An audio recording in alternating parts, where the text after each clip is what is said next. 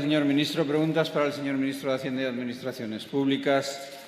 Pregunta don Felipe López García. Tiene la palabra su señoría. Gracias, señor presidente. Señor ministro, los datos que conocemos del primer trimestre del año apuntan a un crecimiento de la economía del 0,9%, dato del que nos alegramos. Nos alegramos muchísimo menos de la creciente desigualdad que existe en España desde que ustedes gobiernan. La influencia que ha tenido el incremento del gasto público de las administraciones en este crecimiento, según señala el Instituto Nacional de Estadística, ha sido notable. El incremento del gasto respecto al trimestre anterior ha sido del 1,6%.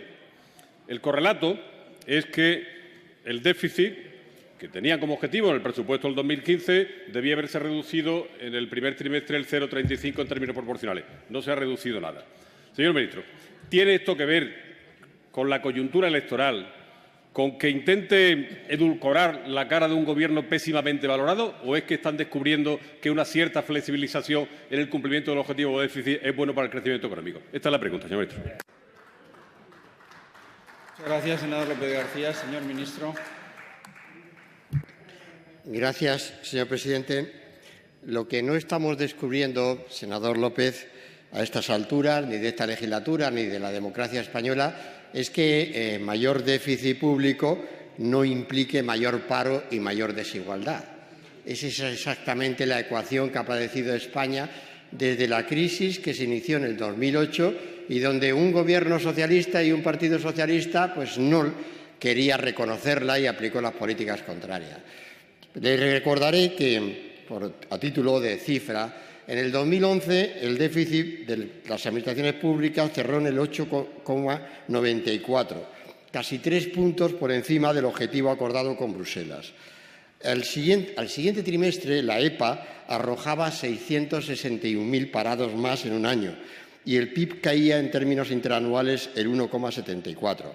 En cambio, el año pasado cumplimos el objetivo de déficit al situarlo en el 5,69% del PIB, teniendo en cuenta además el impacto de la devolución del céntimo sanitario, y la EPA del primer trimestre de este año refleja 504.000 ocupados más en un año y el PIB ha crecido el 0,92% el primer trimestre, que es el 2,66% interanual, que es equivalente a una tasa anualizada de crecimiento del 3,5%.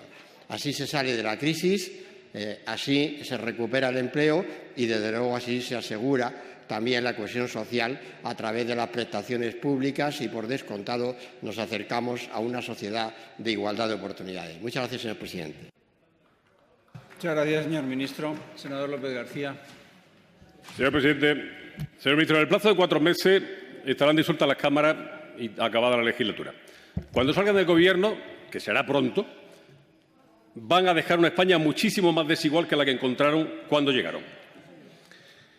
Los datos que aporta el Ministerio de Economía a través del INE en relación con la desigualdad, lo habrá visto usted el último, 26 de mayo, la encuesta de condiciones de vida, crece la desigualdad en España respecto al año anterior más de 2 puntos. Con el índice AROPE casi estamos en el 30%.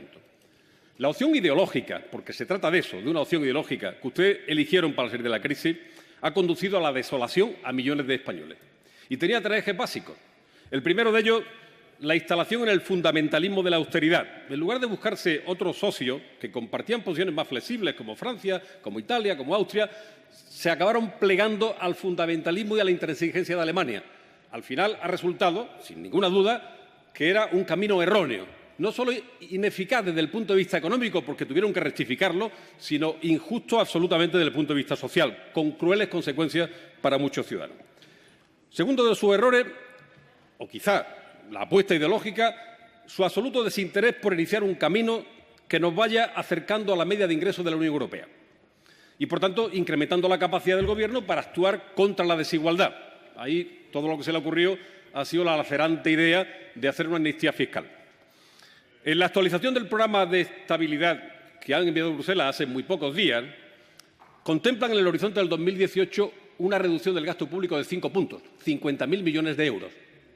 Y contemplan como ideal, como horizonte, que los ingresos públicos estén en el 38,1% y el gasto público en el 38,4% del PIB. Es decir, 10 puntos menos de ingresos que la media de la Unión Europea. ¿Cree, señor ministro, que este es el camino para crear oportunidades también para los más débiles? Un Gobierno que no tiene capacidad de intervención porque efectivamente tiene pocos recursos y ustedes en ese camino no han hecho nada. Y tercer apartado, la reforma laboral, que ha desarmado por completo a la parte débil, termino, señor presidente, a la parte débil, provocando precariedad, salarios de miseria como nunca han existido. Y de luego, señor ministro, no hay más trabajo, hay contratos partidos. Si mira la EPA del primer trimestre del año 2015, encontrará que hay 45 millones de horas semanales menos en el año 2015 respecto a la misma semana, al mismo trimestre del año 2011, señor ministro. Esa es la realidad. Muchas gracias, senador López García.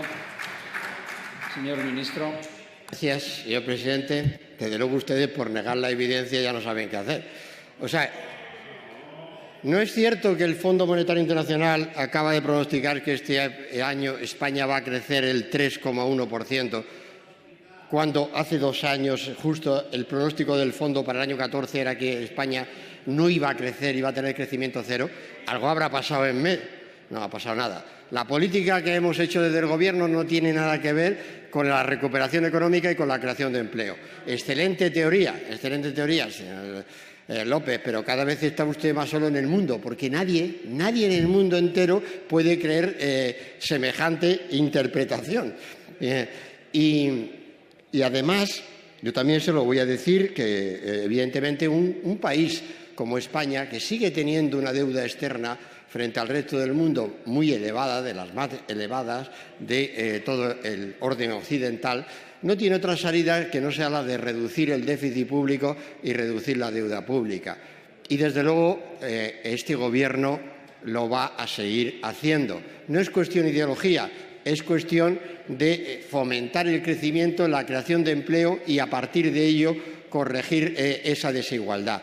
Y, desde luego, tengo también, y aprovecho su intervención en esta Cámara para insistir lo que ya dije en el anterior control en el Senado. Señor ministro. Los nuevos gobiernos de comunidades autónomas y corporaciones locales que se conformen estos días deberán cumplir sus objetivos de déficit público, porque eso es lo que está garantizando que en el conjunto de España tengamos ese crecimiento, esa creación de empleo, y está garantizando que esté avanzando la confianza en España ante sus socios europeos y ante el conjunto del mundo. Muchas gracias, señor presidente.